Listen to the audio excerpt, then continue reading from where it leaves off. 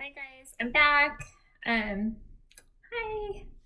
I wanted to do another video, and this is to kind of complete the series that I started a couple weeks ago. And we talked about, my healing journey and how I've recovered from cancer and also from a 20-year period of chronic illness, or over 20 years technically. But anyway, I wanted to continue by talking about food. We talked about what I took out of my diet in the first video, and then we talked about what I brought into my diet. And what I think is important to talk about now is really my strategy with regard to food, not so much, even with regard to modifying my diet or looking at anything like that. But I want to talk about using food strategically. So one way to do that is, obviously by bringing in good, healthy foods like what we talked about last week. So it's through nutrition, it's through bringing in foods that are alkalizing, foods that are hydrating, foods that have a lot of enzymes, pre and probiotics, I think I said antioxidants, but just so much hydration, and again, that's living raw foods like we talked about last week. So that's part of my strategy. But really, two things more that I want to mention with regard to strategy that are really important. And I'll try to keep this video around 5 minutes. I'm not sure if I can do it, but I'll at least try to keep it under, 8 minutes or so. But anyway, I want to mention, using food as medicine and also detoxification. So those are two other things that were involved and have been involved in my strategy with regard to my healing and how it relates to food.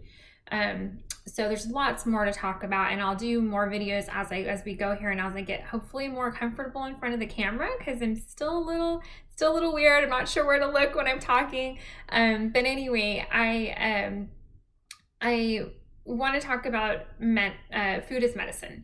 So what that looked like for me, seeing food as medicine, when it's a mindset shift, just focusing on that. But again, focusing on the living foods and the raw foods is a part of that, but also focusing on the herbs and spices. So putting a lot of herbs and spices into my food, that became a really big focus.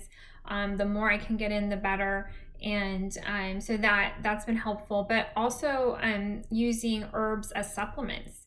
That was a really big turning point for me. And it was almost like an aha moment when I started doing that, not just because I had a realization, but also in terms of how my body felt. I felt so much better than the years that I had spent trying to get, supplements and kind of having more of a, a quick fix mentality, I think, or feeling like, oh, if I just get this next newest and greatest supplement, it's going to make me that much better, or I'm going to get better quicker. And that was not happening on all the supplements that I took. And at one time I was taking, a tremendous amount of supplements, way too many supplements. So if you find yourself in that situation, you may want to kind of just pull a step back. I'm not saying all supplements are bad, but, really some of them can be damaging actually, and some of them we just may not need.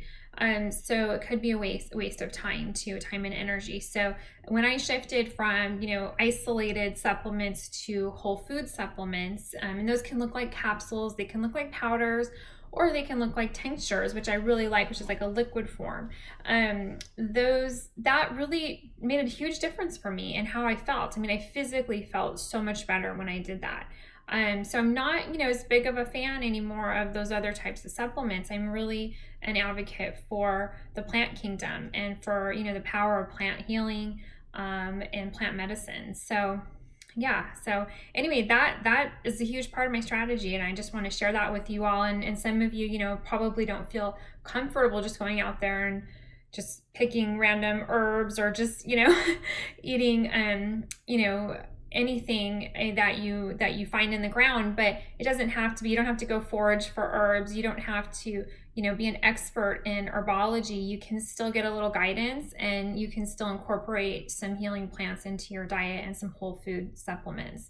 So the next part to the strategy is detoxification, and I saved this for the last, but it's probably really the biggest. It's probably the most important thing that I've learned, that I think really, if you want to have a grassroots approach to healing, and that's your focus, and you want to empower yourself, this is the biggest tool. I mean, this is it.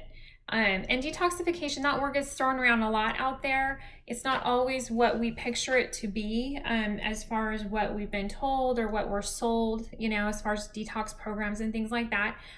For me, it's something you can do for yourself at home. And like I said, it's one of the most powerful things that I've done on my healing journey. So what it's looked like for me is not so much what I've eaten to detoxify, because food doesn't necessarily detox your body. Your body detoxes on its own when you remove food. So in this regard, the strategy is about taking things out, not necessarily what we're eating and incorporating something in. It's removing. And so when we remove those things, our body is able to detoxify. Our body is able to pull out toxins. So when it's not working on digestion and things like that, it's able to eliminate cellular waste, and it's able to regenerate our cells. And so, it's one of the things that, if you want to, again, empower yourself and you want to really work on your healing at home, and it doesn't really cost much at all, if anything. It can be free. It can look like a water fast or a juice fast. It can, and I don't think everybody should jump into a water fast. So I don't want to emphasize that part. I think water fasting should be reserved for when you're ready for that. But it could also just look like eating fruits. Fruits are very cleansing and alkalizing to the body, and those will allow the body to detoxify while you're eating fruits. It's not so much that the fruit is healing you, it's the fruit is helping your body to eliminate the waste. So fruit is really powerful. Fruit is huge, and it gets a really bad rap out there, unfortunately. But hopefully that'll turn around in the coming years as people awaken to the power that it has, and to the fact that the sugar in fruit is not the same as other sugars. So I don't want to fixate on the fruit comment, but anyway, those are the things I've done strategically. So kind of going back and putting it in a nutshell for you all, and kind of going back to the first two videos too, I took out, a lot of foods that were bad and that I don't feel like were helpful to me.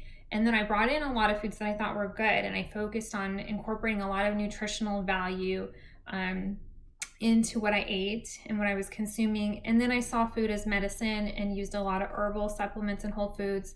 And I still do all of these things. And last but not least, worked on detoxification. And detoxification can be a lifelong thing that people incorporate off and on. And I still use detoxification as well. And there's always, many layers to it. So, there's always healing that we're all working on at any given time. So, it's a great tool to have in your toolbox when you understand how it works. And so getting a little help with that would be advised, obviously, but that's what I've done. And I'm really, really pleased with how I feel.